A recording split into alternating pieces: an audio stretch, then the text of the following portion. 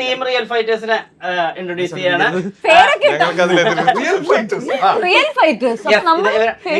Royal warriors. Team okay അല്ലേ? നിങ്ങൾ royal warriors, real fighters. അതിൽ ഞങ്ങൾ റിയൽ ഫൈറ്റേഴ്സിനെ എതിർത്തില്ല.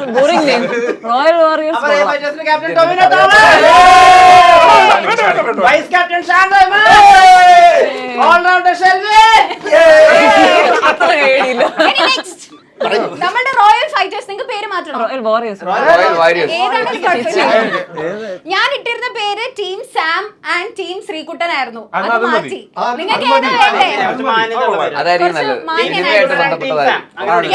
നിങ്ങൾക്ക് എല്ലാരും ഓക്കെ ആണോ? യെസ്. ആൻഡ് ടീം സാമിലുള്ളത് ബേസിൽ ജോസഫ്.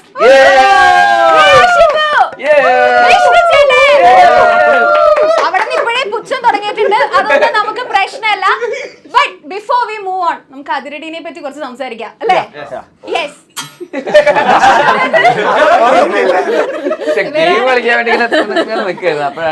ഞങ്ങൾക്ക് പ്രശ്നമില്ല. നമുക്ക് മുമ്പ് സാധാരണഗതിയിൽ കായകൽപ്പൊക്കെ ചെയ്യുമ്പോഴാണ് ആളുകൾ വല്ലാതെ യുവത്വത്തിലേക്ക് ചെല്ലുന്നത്. ഇപ്പൊ 10 കോളേജ് കഴിഞ്ഞിട്ടൊരു ദശാബ്ദം കഴിഞ്ഞിട്ടും ടോവിനോ ബേസിൽ ഈ സിനിമയിൽ ഒരു കോളേജ് കുമാരനായിട്ട് അഭിനയിക്കുന്നു. അപ്പൊ ഇദ്ദേഹത്തിന്റെ ഒരു യുവത്വം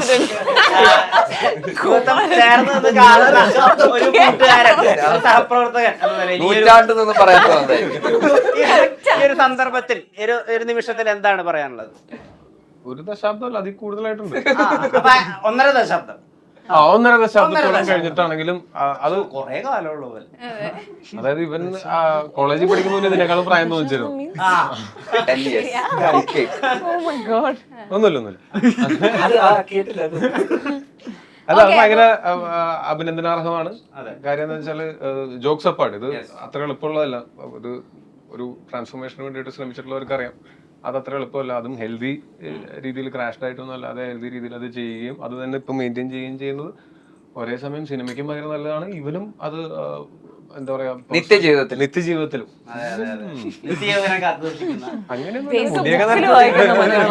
കായകൽപ്പം എന്നൊക്കെ പറഞ്ഞായിരുന്നല്ലോ. വിഷ്ണുചേട്ടൻ കുറച്ച് സാഹിത്യം ഉൾപ്പെടുത്തുന്ന ഒരാളാണ്. നമ്മളുടെ ക്വസ്റ്റ്യൻസിൽ നിങ്ങൾക്ക് മനസ്സിലാക്കാൻ പറ്റും. ഇൻട്രോ ഒക്കെ സാഹിത്യത്തിൽ അതെ കവർന്ന് ചെയ്യുന്നത്. അതെ. അപ്പൊ ബേസിലേട്ടാ ജെൻസി പിള്ളേരുടെ കൂടെ, ഞങ്ങൾ ജെൻസിയുടെ കൂടെ ഞാൻ ജെൻസിയാണ് അഭിനയിച്ചപ്പോ, ശരിക്കും ജെൻസിയാണ് അഭിനയിച്ചപ്പോ എങ്ങനെ തോന്നി?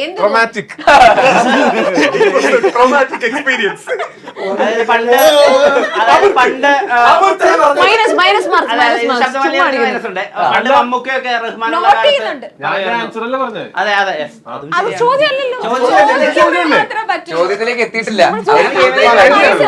അത് കളി തുടങ്ങട്ടെ. എന്നിട്ട് പണ്ട് മമ്മൂക്കൊക്കെ ഉള്ള കാലത്ത് പറയായിരുന്നു റഹ്മാനൊക്കെ വളർന്നു വരുന്നു, ഞാൻ ഈ വർക്കൗട്ട് ഒക്കെ ചെയ്താൽ എനിക്ക് ആളുടെ കൂടെ കോമ്പീറ്റ് ചെയ്യാൻ പറ്റുള്ളൂ എന്ന് മമ്മൂക്ക പറഞ്ഞിരുന്നു. അതുപോലെ ഇപ്പൊ ബേസിൽ വളർന്നു വരുന്നു.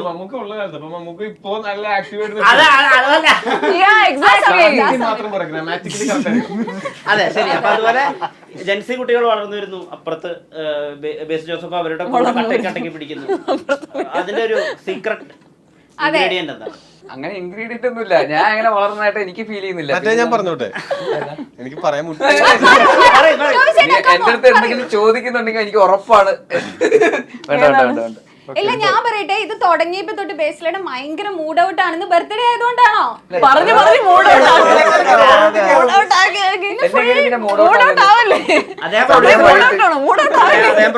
സമയം 7 മണിയായി രാത്രി. രാവിലെ തൊട്ട് ഇന്റർവ്യൂ ചെയ്തോണ്ടിരിക്കുകയാണ്. 7 മണിക്ക് മൂഡ് ഔട്ടോ? വിഷമല്ല. അതുകൊണ്ട് അപ്പൊ നമുക്ക് സ്റ്റാർട്ട് ചെയ്യാം. First set is full of കുസൃതി ചോദ്യങ്ങൾ. അപ്പോ കുസൃതി ചോദ്യം കേട്ടിട്ട് ഉത്തരം അറിയുന്നവർ ആദ്യം നമ്മുടെ ബസറിലടിക്കുക അല്ലെങ്കിൽ ബെല്ലടിക്കുക. ബെല്ലടിച്ചതിന് ശേഷം ഉത്തരം പറയാ. ബെല്ലടിച്ചതിന് അടിക്കാതെ പറയുന്ന ഉത്തരങ്ങളെല്ലാം അസാധുവായിരിക്കും. ഓക്കെ, ആരും ഉത്തരം കയറി പറയരുത്. ബെല്ലടിക്കുന്നതിന് മുമ്പ് പറയരുത്. മറ്റുള്ളവര് ബെല്ലടിക്കാതെ ഉത്തരം പറഞ്ഞാൽ അത് ശരി ഉത്തരമാണെങ്കിൽ പോലും അപ്പൊ തന്നെ ഞാൻ ബെല്ലടിച്ചിട്ട് ഉത്തരം പറഞ്ഞാൽ പോയിന്റ് എനിക്ക് കിട്ടും.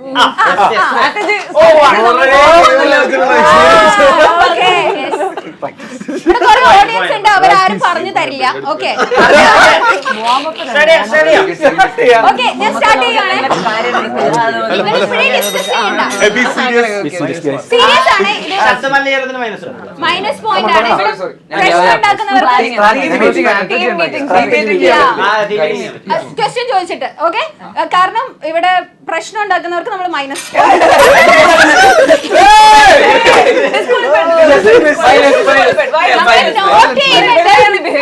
മൈനസ് പോയിന്റ് ഉണ്ടാവും.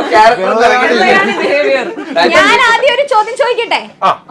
സീരിയസ് ക്വസ്റ്റ്യൻസ് ആണ്, കുസൃതി ചോദ്യങ്ങൾ. ഓക്കെ, അപ്പൊ സീരിയസ് ആയിട്ട് കുസൃതി ചോദ്യങ്ങൾ ചോദിക്കാൻ പോവാണ് ഞാൻ. ഓക്കെ, നന്നായിട്ട് ചിന്തിച്ച് ഉത്തരം പറയണം. ഓക്കെ, ഹിന്ദി പറയുന്ന നാട്ടിൽ എന്തിനു വേണ്ടിയാണ് ആളുകൾ ഭയചകിതരായി ക്യൂ നിൽക്കുന്നത്?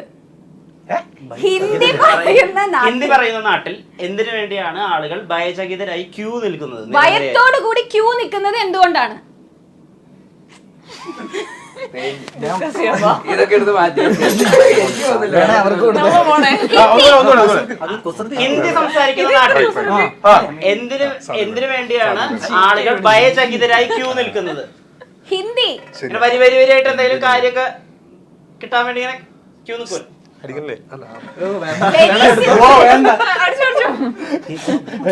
കുറച്ച് ബുദ്ധി ഉപയോഗിക്കേണ്ടി വരും.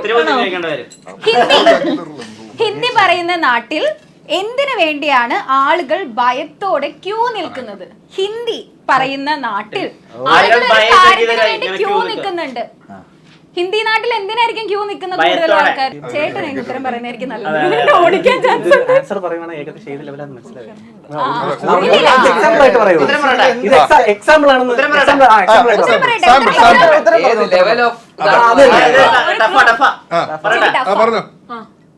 പാനിക്.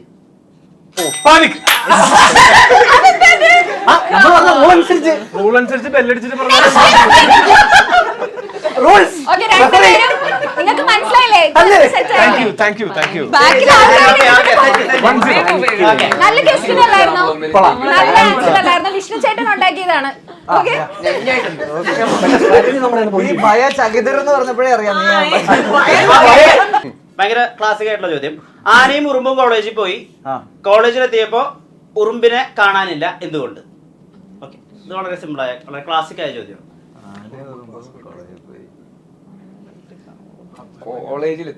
കോളേജിലെത്തിയപ്പോ ഉറുമ്പിനെ കാണാനില്ല, എന്തുകൊണ്ട്?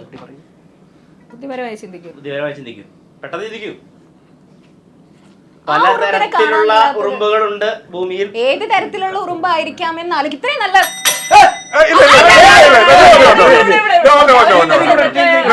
ശ്രീകുട്ടൻ അത് കട്ടുറുമ്പായിരുന്നു.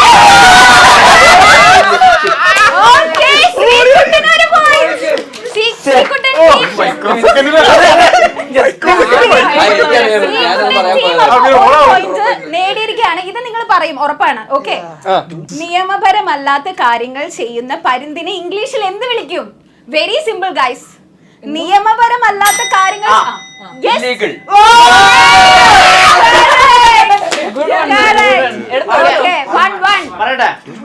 വളരെ എളുപ്പം.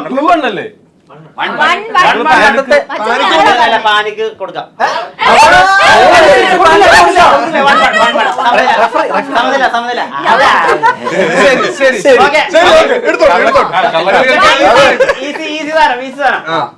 കുഞ്ഞമ്മയെ ഇംഗ്ലീഷിൽ എന്ത് വിളിക്കും? Very simple. Very simple. കുഞ്ഞമ്മ. കുഞ്ഞമ്മയെ ഇംഗ്ലീഷിൽ എന്ത് വിളിക്കും? Very easy. അല്ല, അത് കുഞ്ഞമ്മയെ ഉത്തരം പാസ് ചെയ്യാട്ടോ. മിനിമം.